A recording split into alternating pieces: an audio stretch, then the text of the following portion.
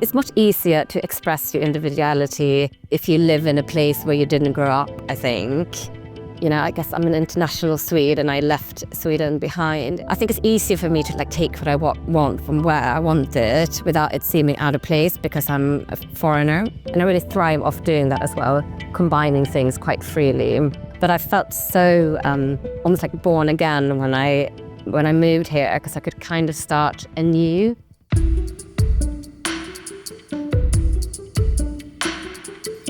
Hello, and welcome to Things I've Learnt, a podcast from Mix Interiors, the show in which we explore how the inner worlds of architects, designers, and creators shape the world around us.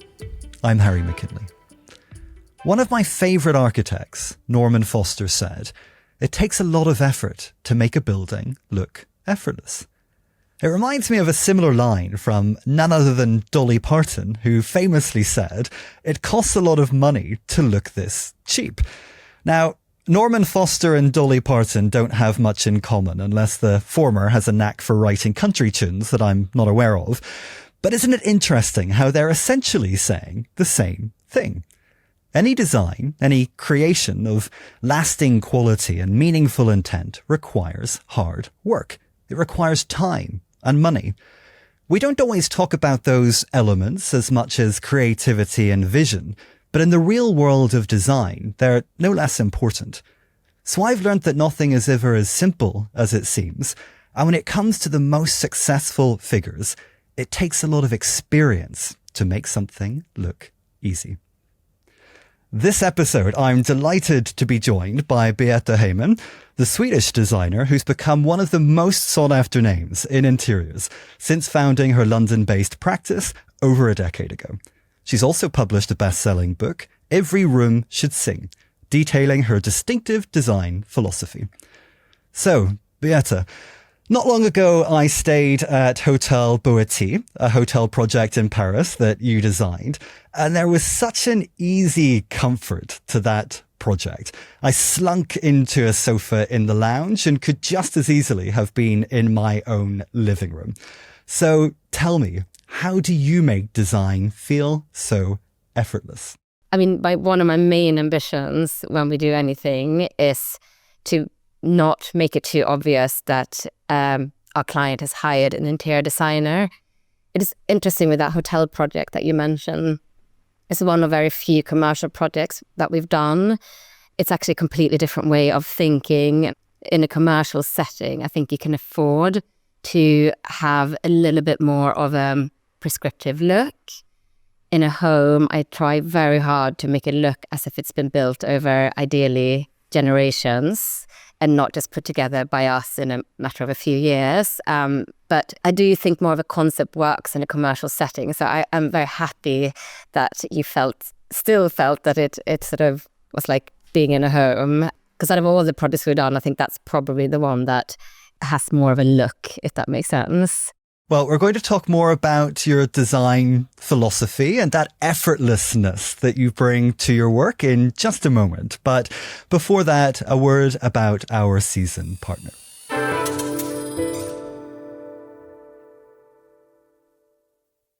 As a podcast listener, you understand the importance of great sound quality.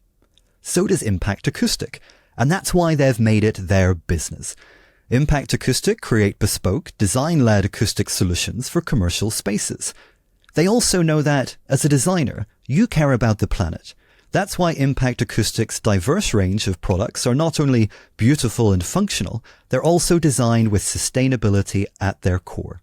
For more information on Impact Acoustic, visit impactacoustic.com.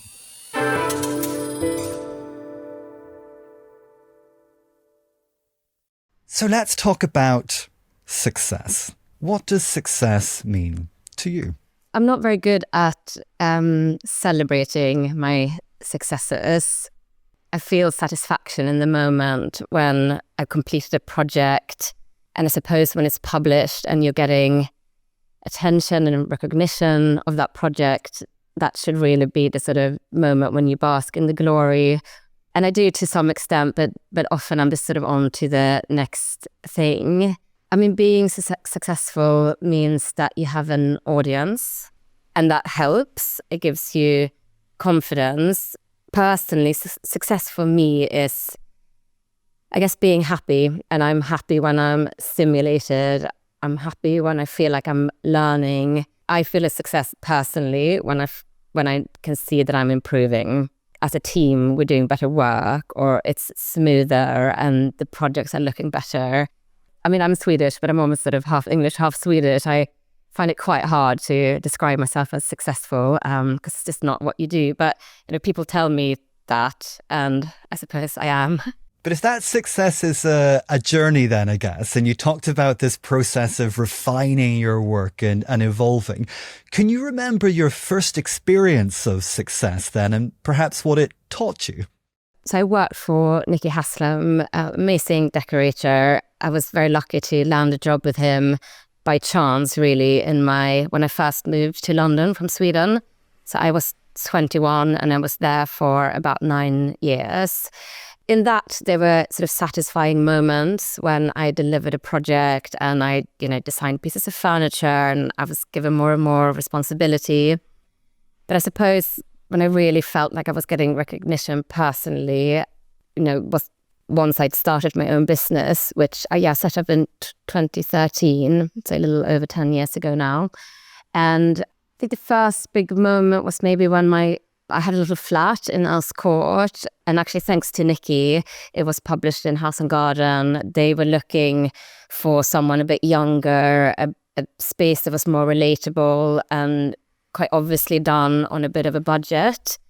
And Nicky recommended my flat. And I think when I saw it in those glossy pages, and it really resonated with an audience. And it was this crazy day. It was picked up by the Evening Standard. And my little flat was on the cover of their home section of the paper that day.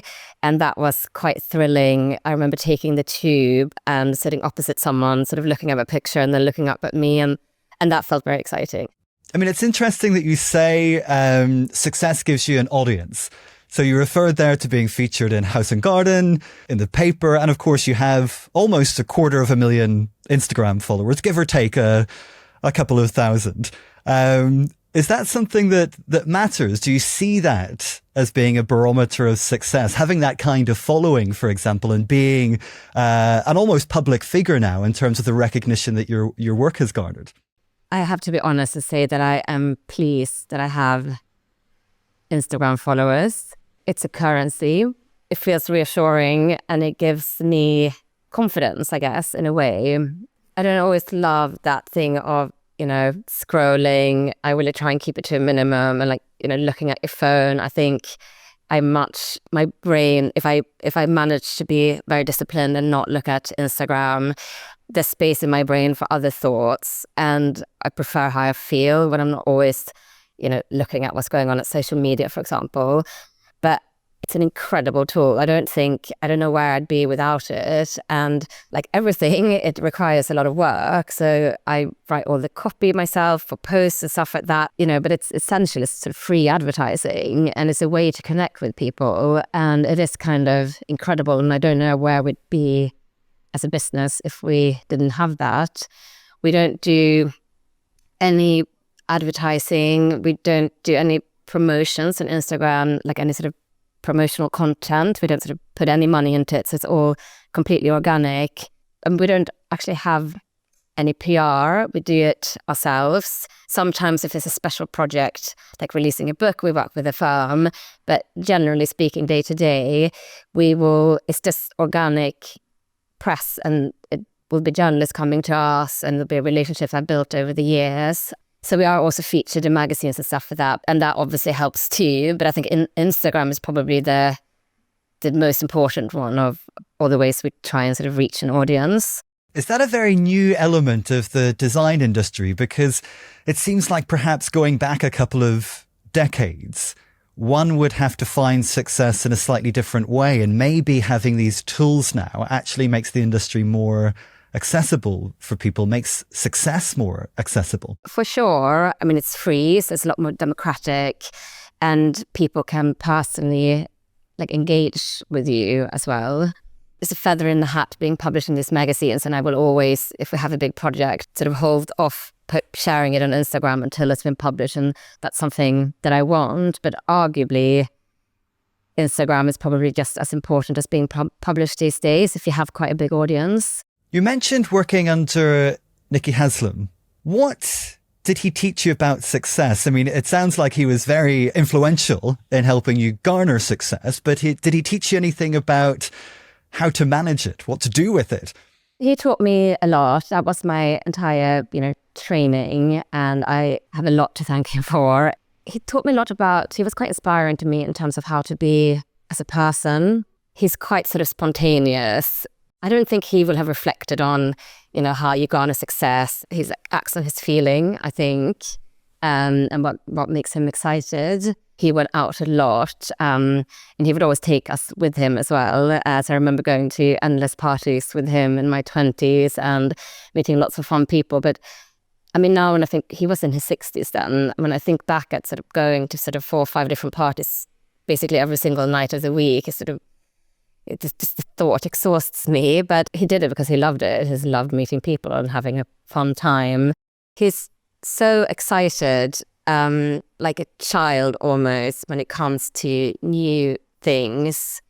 He had this like oasis period where he would just turn up with like long hair sewn into a beanie to be like Liam. One day he was felt like having a moustache, so he would just sort of glue that on his upper lip, and he would be in sort of full kind of camo military gear one day, and then the next day he would be an English gent in his tweeds. And following through on that, I think we all get quite set in our ways as we get older. So if we can keep that childlike excitement and curiosity, this makes your life a lot more fun.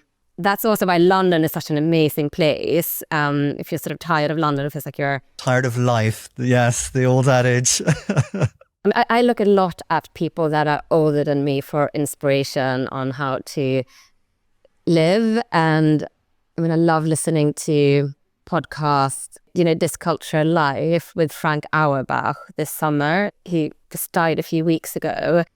But yeah, he was in his 90s, and he very rarely gives interviews, I think because he just wants to be really focused on his work. But he had it all figured out, and he was so eloquent. What did you learn from him? What was your greatest takeaway, perhaps? That thing about not giving too many interviews and being really focused on your work. That's the thing that kind of stayed in my mind, to be quite selective about what you do. And if you want to get really good at something, you have to be focused. But that's one of the things I struggle with a little bit day to day, that there's a lot of things I could do and you can't do everything. And then trying to navigate through all of that. I read a lot of books. I started reading this book, what's it called? It's Rick Rubin. It's a music producer in the States. The thing I took from that book was he was talking about when you feel inspired and when you find something you really, how you get that excited feeling and something that pulls you in. It could be when you're reading a book and you're listening to someone speaking, or you're seeing a painting or watching a movie, or you're doing something. You have to really listen to how you feel. And when you have that thing of something pulling you in, you should follow it. So I try and be quite attentive to something pulling me in. You draw so much inspiration from other people, but it's one thing to be inspired by other people. It's another thing to work with them. And I read somewhere that your husband left a corporate career in law to join the business. Exactly. What have you learnt about collaborating successfully and being successful together? I am very lucky that he was open to doing that. It's changed now, but naturally to begin with, I'm quite controlling. As a child, doing team sports was not my thing. Well, you and me both. Yeah. But as I've built a business and, have a bigger team, you've got to learn how to delegate and trust. I didn't start off with a business partner. I find it really difficult to imagine me finding a business partner who's not my husband. With him, we want the same thing. And I guess it's about trust. And my frustration will always be that the person doesn't care as much as I do. So the fact that John was open to joining and running the business with me was such a godsend, actually, because, you know, we want the same thing in life. And if we make any money, we, you know, like to give that to our children. And we're also really well aligned in terms of what kind of life we want. Of course, we want the business to be successful, and we both work really hard. But we're motivated more by that thing of improving. And of course, that can be measured by profit. But there's definitely a limit to how much like more money makes you happy. It's important to have something to strive towards. And it's, easy way to measure that is having like, you know, a little bit more money every year that passes. But actually, we want to be happy, and we don't want to be working late at night. We want to do better and improve, but we don't want to have this enormous team that becomes, you know, we'll start being less happy if the whole thing becomes unmanageable. We're much more interested in creating an interesting brand with integrity that we can be really proud of, rather than, you know, ever think about like selling the business or getting investors to reach certain targets. Never having investors and people that we have to sort of answer to means that we can do things on our own terms completely. And we value that so much more. And yeah, like I said, great if we can make a bit more money, but, you know, there's definitely a limit to how much one needs to be happy. Another thing that I think is really important is communication and being quite direct. Is that something that comes from being Swedish, do you think? I say that because I've spent quite a lot of time in Sweden. I've got some great Swedish friends.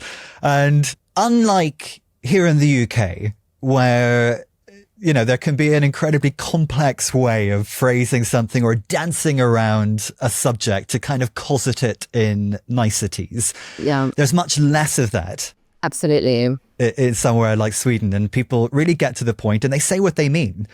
And I wonder if that's kind of what you're getting at, and if actually that's something that's helped you in the world of work.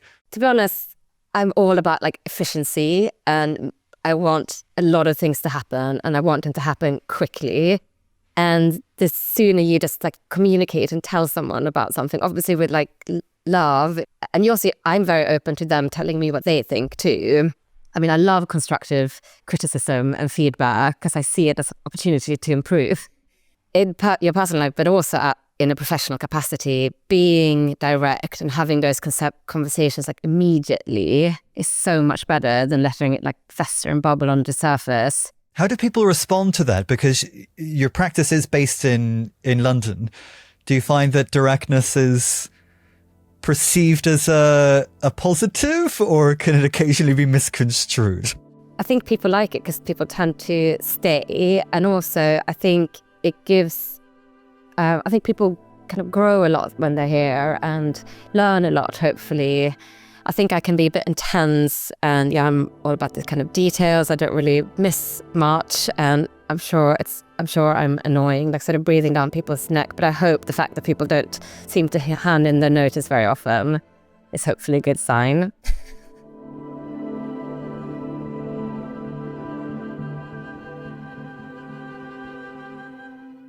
Well, it sounds like you have a great support in your husband working with you, and that must be a great thing to have when you have to weather some of the storms, perhaps, because as well as success, of course, there are those moments of failure. How do you define failure? Things not going the way I hoped they would go. The only way to protect yourself from that, though, is to not have any. It's like linked to expectations. And if you don't have any expectations at all, then you kind of can protect yourself from failure a little bit. And I suppose, you know, the older I get, you know, I've been through some things, and I know that having been through it, that in the end, it's always going to be fine. So as the years pass, I get better and better at not getting so stressed out about when things don't go to plan. And I also get better at like be happy if it goes to plan, but not have these like huge big dreams about what's going to happen when I've like completed this thing that then sort of ended up not working out or whatever. What does that look like in a professional context? When you say something doesn't quite work out, how does one define that within the context of design? So it's actually only ever happened twice, and a project not working, or me being asked to stop working on a project. Oh gosh. What happened? It only happened twice, and one of those people actually came crawling back. So that's fine. That's a victory. Yeah, that was a victory. Yeah. The second one, on paper, I was very excited about it. It was an old house built by my sort of design hero, and there's not that many of those houses around. And I was really ecstatic to the point where I was not going through the normal processes that we do. When we are first speaking to a client about doing their home, we always do a pitch. And that's really good because it shows them how we work, and it shows them like our process and what they would be getting from us. And also that we are able to interpret who they are. And it all got quite stressed and last minute. So we just didn't do that because they sort of needed me to work on it immediately. It wasn't a good fit, basically, for the client. Our process, it just wasn't really what my client wanted. It was a real blow. I couldn't really sleep. I was really haunted by it. And I just thought that I was like a terrible designer, like I wasn't good enough. And do you feel like you maybe punish yourself unreasonably? It certainly, to me, sounds as if it wasn't really your fault. I mean, it's like a confidence thing. My husband has actually been amazing in like building me up. But when I was younger, I didn't feel very confident. I've always been very confident about like my work, but I think as a person, I always had the feeling of like not being good enough. It's also a little bit what's made me ambitious, like sort of proving myself and working hard. So I guess it's sort of good and bad. And I think I sort of slightly gotten over that, but it just like fed into, I guess, sort of past insecurities. To be honest, I see failing or things not going to plan, I really see it as an opportunity to analyze why that is and to improve. But I do try and be quite forgiving to myself, and also like within the team, it's really important for everyone to feel that, you know, I got their back and I'm not, you know, it's really obvious, cheesy thing to say, but if we'd never fail, it means we haven't tried something new. So it's really important that you get a little bit out on thin ice and out of your comfort zone. And sometimes that is going to work out really well and sometimes it won't. And have you had to learn how to almost disassociate, I guess, your work from yourself? Because it sounds like a lot of this is wrapped up in taking things very personally. And of course, design is personal. I mean, I think the whole reason why we're good at what we do is because it is so personal. But just in general, it's good to try and improve, try and learn from mistakes or whatever, but also don't sort of dwell on it too much. But whenever you've had the sort of big things that don't go to plan and not as you hoped, those are the things you learn the most from as well. So, I mean, from that thing happening that I was describing to you, I've learned that it's really important to follow processes. And also, like, all the warning signs were there. I was just willing it to work, and I should have just been a bit more honest about it. So, yeah, I mean, I've learned a huge amount from it. And yeah, if something happens like that again, I definitely won't take it quite as hard. But it's like the first cut's the deepest, you know? So when you've experienced something like that, what have you learned about picking yourself back up again, rolling with the punches? I mean, with that, I felt there was like a month where it was like haunting me, and then it just became like sort of weaker and weaker.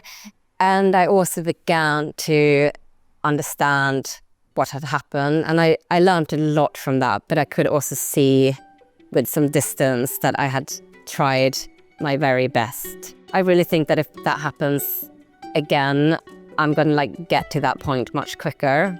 Meeting failures and failures that really hit you, that's the opportunity to sort of for the next time grow and learn, and it's basically just like toughen up and harden your skin, try and get some lessons out of it, but also just know that everything's going to be fine. And it's like, it's not the end of the world, and you're going to like get through it, and it does, get better.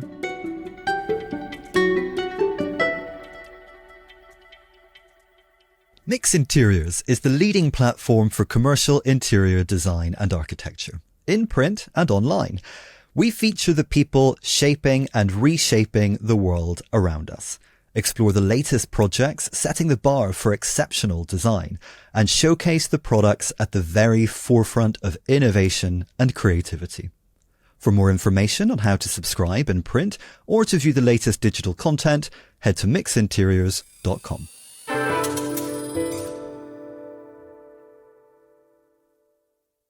So let's talk about design.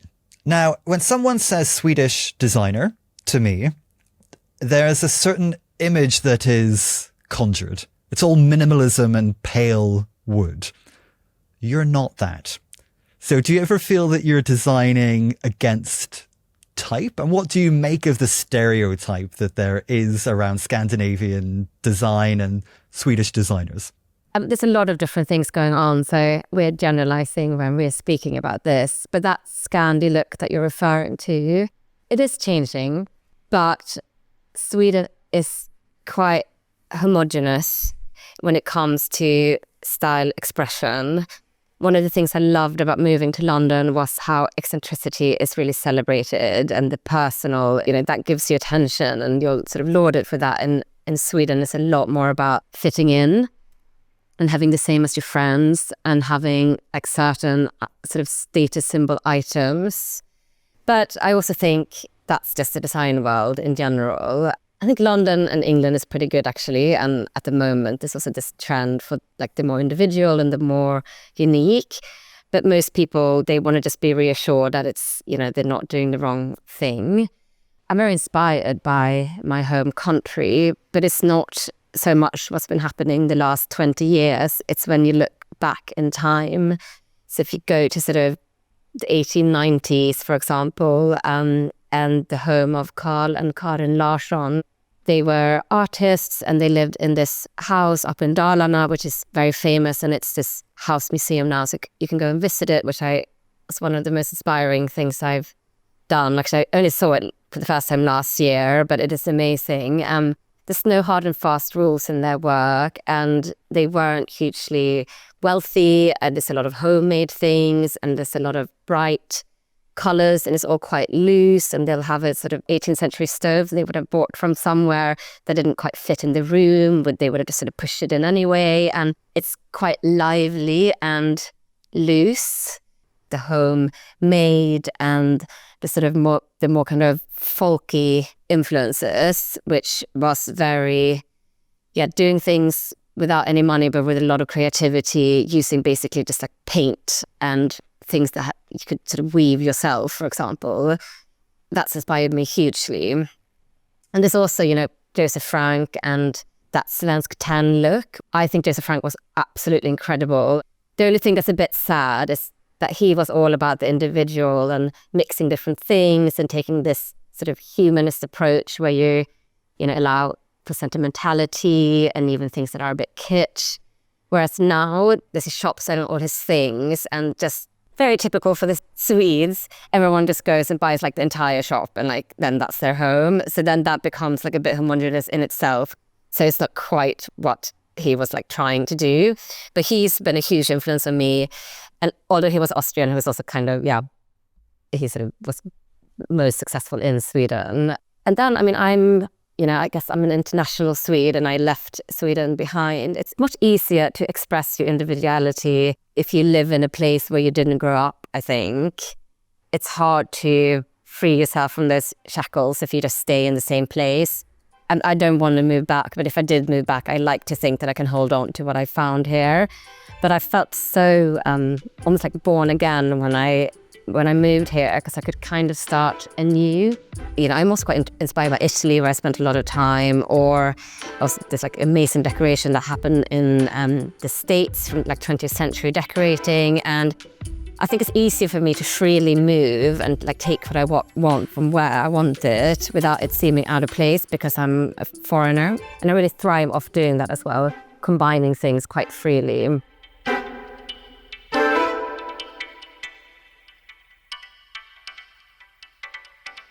There's a chapter in your book, Making the Ordinary Extraordinary. And I really liked that. How can design do that? How do you do that through your work? Yeah, I guess it's by taking like an everyday thing and then twisting it or changing it so that it sort of highlights something that you might otherwise kind of walk past. I mean, for example, just here behind us, you'll see this wallpaper that we've got. And that came from, sorry, I just had a flower on it, so it's a bit dirty. But So you're holding up a blue and white ceramic plate. For those listening, can you just describe it for us? So this pattern is called Willow. And I bought this on holiday in Cornwall for a few quid. It is from the 18th century. The motif itself is... you got this kind of two birds and there's a bridge and there's some willow trees, and they would have been inspired by an Oriental design that was imported at the time, but it's actually an English design for China that they did in Stoke-on-Trent in the 18th century. And I think most of your listeners will recognize it. It's quite a sort of iconic design that most people will have seen or had growing up. And then we just scanned that in and we made it into pattern repeat, and we warped the scale to made it like much, much bigger than you would be normally used to seeing it, and printed it on fabric. It's almost about like sort of being in a sugar bowl, which is quite an amazing effect. It's also strangely calming, even though it's quite a big, bold design. So that's quite a good example of something like everyday that's recognizable, that then is like sort of twisted into something different that feels modern. So I think having that combination of something ordinary made extraordinary makes it a bit more recognizable, but you still have energy because it's done in a different way. One of the words that I see attached to your work most often is the word fantasy. But of course, in a fantasy, we don't really have to worry about where the suitcase is going to go, or if there's a plug beside the bed, or piles of dirty dishes. So how do you blend the fantasy with the reality of design, bearing in mind that these are spaces that people have to exist in? This is where I think a lot of people miss this when they say they want to.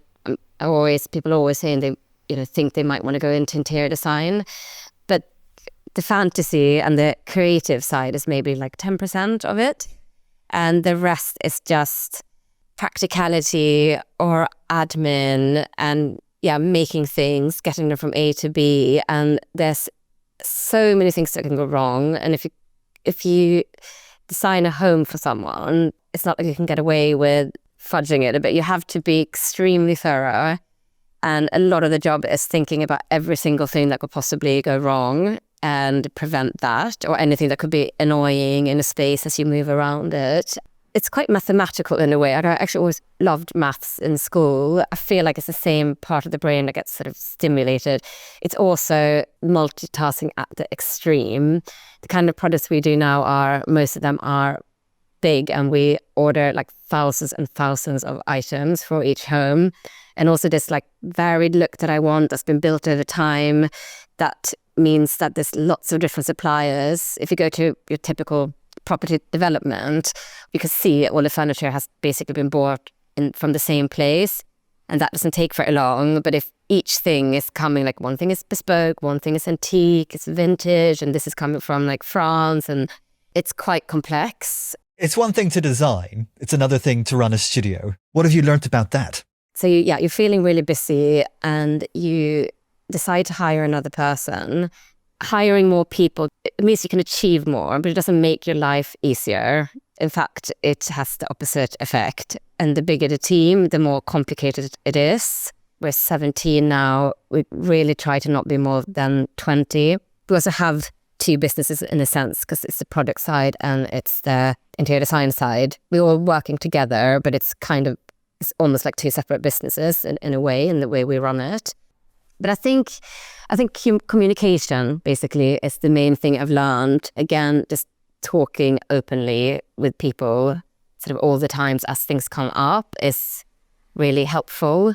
Another thing that I wasn't doing, so like before my husband John started, I wasn't that great at doing reviews and things like that. But he, every year when we do the reviews, he really sits down and thinks about each person and like what the strengths are and what they need to work on, but also to hear from them and really try and encourage them to tell us like what we can improve on. And of course you can have those conversations throughout the year as well, but that's been really good. Just like how I always want to learn and improve and just make sure that people feel stimulated and like they're improving and that we're seeing them, and to try and be quite flexible around like what are the strengths, what are the weaknesses. And it's always good for people to be quite broad, but also you should lean into what the strengths are as well and not just work against it. And it's interesting and it's so amazing when it's all working smoothly. But you mentioned that there are 17 people in the team, but you don't want more than 20. Why is that? How do you navigate this idea of scale? So you want to grow, but not too big necessarily. I mean, right now it's also a question of space. So we have moved into this 1820s townhouse that we've done up to the nines here in London. That's our showroom and our studio, which seemed like enormous, but I'm not sure we can fit more than 20 people. So that's one thing. But it's actually quite good that we do have that like physical limit, because I guess we think that if you start growing more than that, it's going to be a different type of business. I really enjoy that personal connection. I really enjoy getting to know people, having those conversations that we were just, like what I just mentioned. We try and get people to really grow and learn, and for them to be as personally invested as they can be, just as I am. And like the bigger it gets, the more you'll lose that. And I think you also start having great inefficiencies. Like a business with 20 people, like the profit margin is always going to be better than if you're 60. Like the bigger it is, it becomes more inefficient. And because of both John and I being quite particular about these details, right now you have to let go a little bit. I'm not sure we can, or we also feel like the sort of output will suffer if we do. Your name is above the door, of course. Do you consider yourself a brand? A bit. I mean, my main thing is I don't want it to ever be too commercial, and it's sort of good for sort of the voice of the brand that it is my name, because I'm much more protective about what we do because of that. I'm just wondering from a design perspective whether you feel that in a way people are buying into you and your taste, for example. With the products, yes, they are.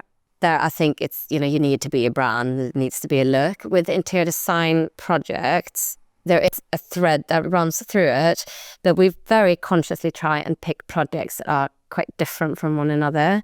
So we did like a new build in North London. We also worked on this big estate up in Scotland. I did a museum from the turn of the last century in Stockholm. We're working on a kind of Spanish colonial house in Hollywood. And I really wanted to be about my client and the house. And of course, they wouldn't come to me if they wouldn't like our previous work. But that's also why I always do these pitches, because it should be a new expression for them. It shouldn't be just the same as what I've done before. But I guess the reality is that it's a bit of both. They also want my eye, I guess, or our eye. Well, you ran through a few projects there. What are you most proud of?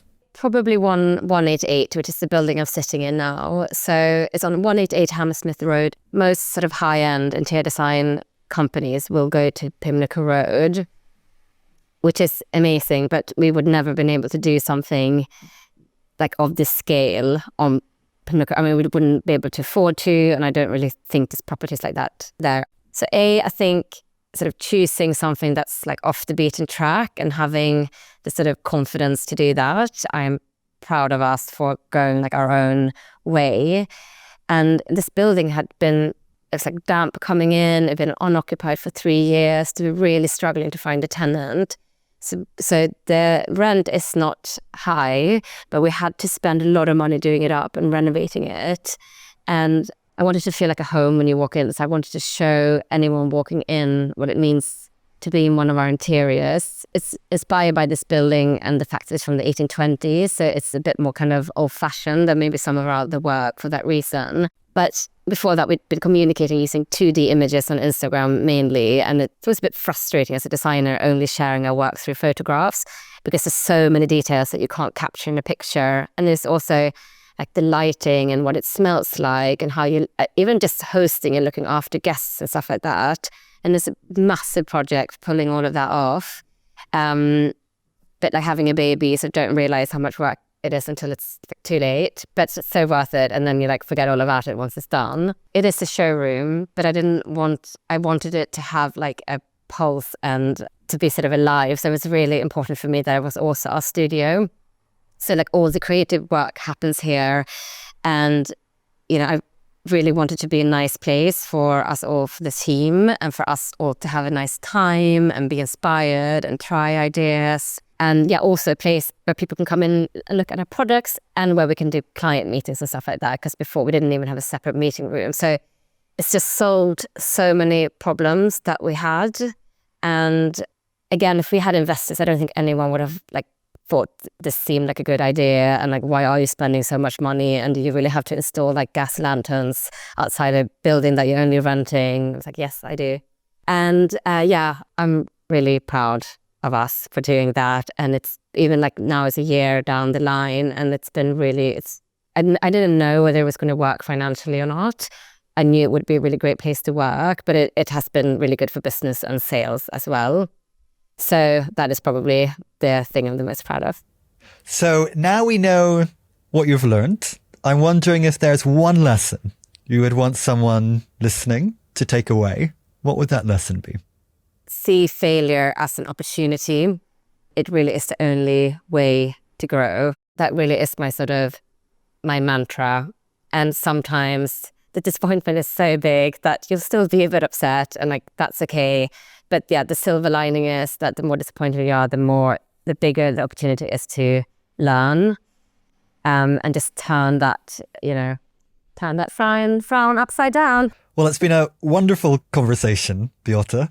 And earlier in the season, Aphrodite Krasa, the restaurant designer, had me sold on the virtues of Greekness. And I'd said perhaps we can all be a bit more Greek. Well, today you sold me on the virtues of Swedish directness. So one thing that I've learned is maybe we should all be a bit more Swedish too.